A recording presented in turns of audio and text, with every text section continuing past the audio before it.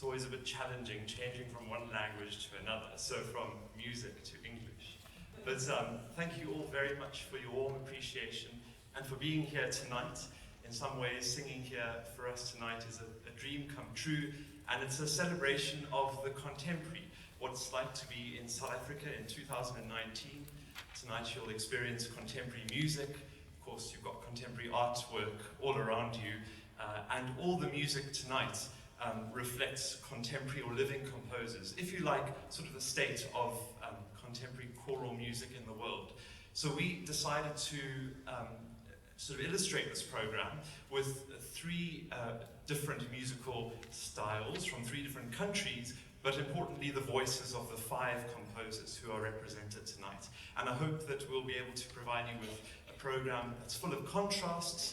You know, I use the word contemporary, but that doesn't mean the music is inaccessible or hopefully not too jagged or spiky, but I hope that it will resonate with a lot of you and that it will move you, and that at least some of the pieces tonight you will go home thinking, I've discovered something new. So the very first piece we heard tonight, we're starting this musical journey off in America. A bit later we'll go over to Europe, represented by Norway tonight, and after that we'll return here to South Africa. But the first part of this program takes place in America. And that first piece you heard was by Whitacre, and he's sort of like the poster boy of contemporary choral music, and he's done a lot of amazing work getting especially young people interested in choirs and choral music. He's perhaps best known for his virtual choir idea, where people from all over the world can send through videos of themselves singing an individual line, and then he stitches them all together to create this incredible international choir.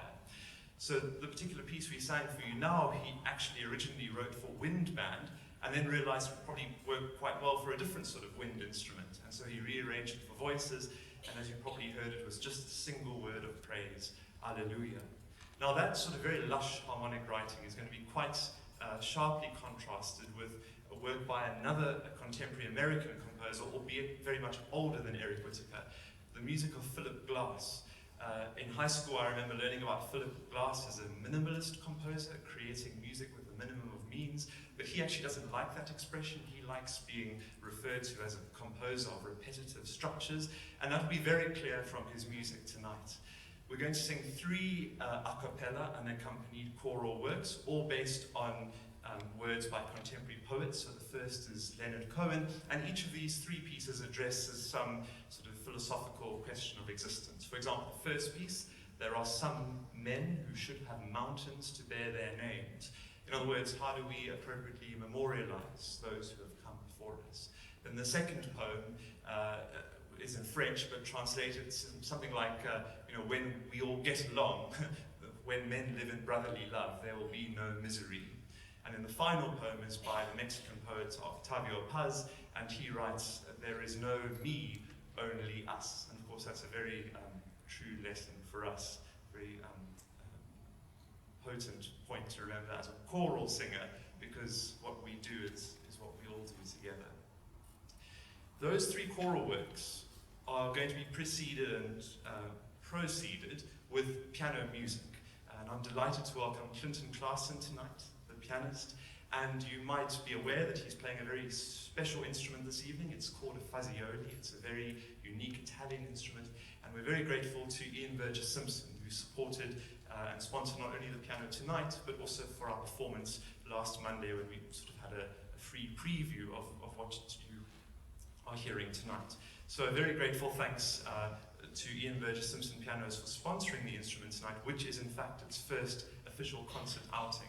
So I wonder if you'll notice the difference. For me, there's a clarity and a luminosity of tone with this piano that's really quite unique. So that's the set by Philip Glass. It'll be 4 pieces of piano music. The outer pieces are from his film music, pieces he wrote for The Hours, an award-winning film and soundtrack. And then the 2 inner pieces between the choral works are etudes or studies that he wrote for students of the piano.